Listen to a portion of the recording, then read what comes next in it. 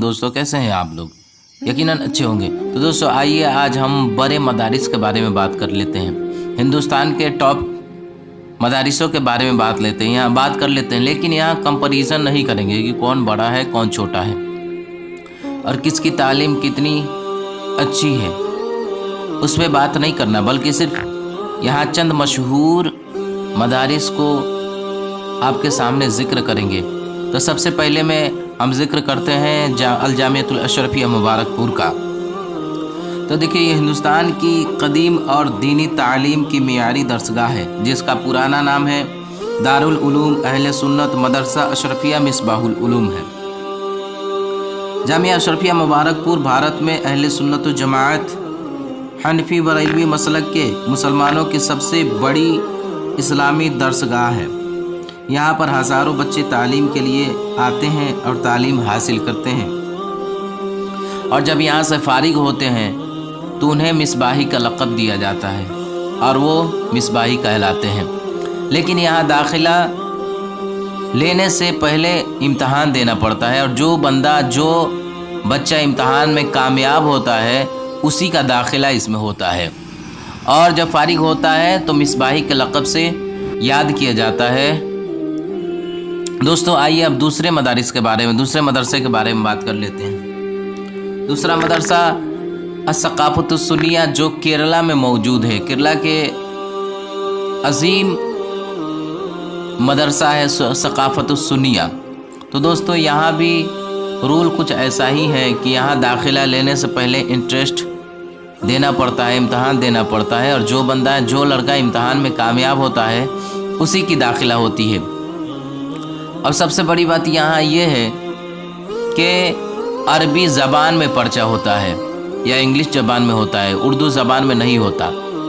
जो इसमें कामयाब होता है उसी की दाखिला होती है।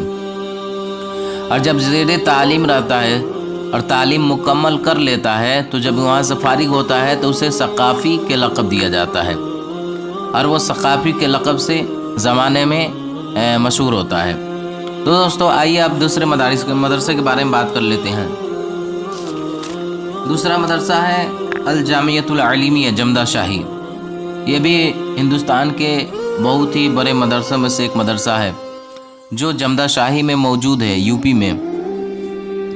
यहाँ भी हज़ारों बच्चे तालीम हासिल करते हैं, और यहाँ भी दाखिला लेने के पहले इम्तहान देना पड़ता है, और जो बच्चा इम्तहान में कामयाब होता है उसी की दाखिला होती है।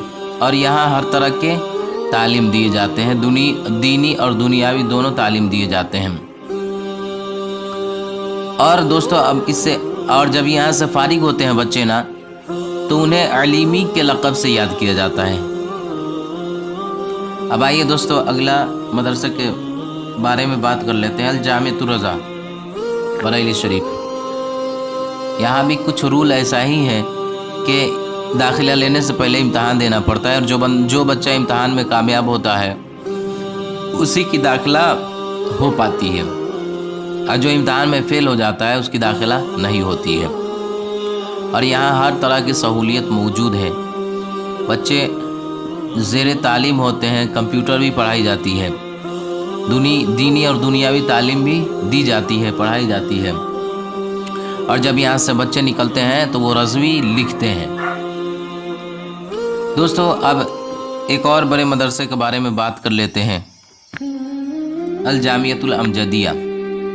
ये मदरसा यूपी के घोसी में, आज़मगढ़ ज़िले में घोसी में मौजूद है। ये भी बहुत बड़ा मदरसा है। इसमें भी हज़ारों बच्चे ज़ेरे तालीम होते हैं, पढ़ाई करते हैं। और यहाँ भी कुछ रूल ऐसा ही है कि इसमें दाखिला लेने से पहले आपको इम्तहान देना पड़ता है, और इम्तहान में कामयाब होने के बाद ही दाखिला हो पाता है।